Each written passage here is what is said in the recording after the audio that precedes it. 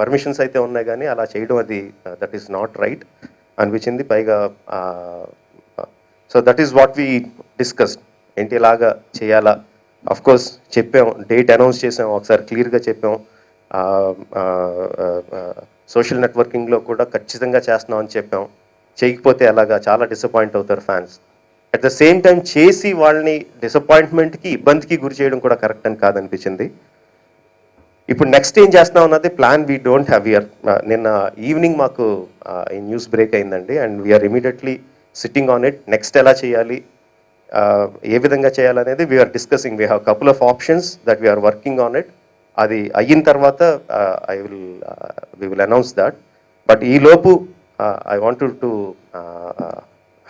Apologise to the fans. Unforeseen circumstances, అనుకోని విధంగా జరిగింది కాబట్టి ఆల్రెడీ చాలామంది బయలుదేరిపోతున్నారు, వచ్చేస్తున్నారు. వాళ్ళకి కొంచెం ఆగమని రిక్వెస్ట్ చేద్దామని చెప్పి, that's the main reason why we came. సడన్గా మిమ్మల్ని అందరినీ పిలిచి చాలా షార్ట్ నోటిఫికేషన్లో మిమ్మల్ని పిలవడానికి మెయిన్ రీజన్ అంతది.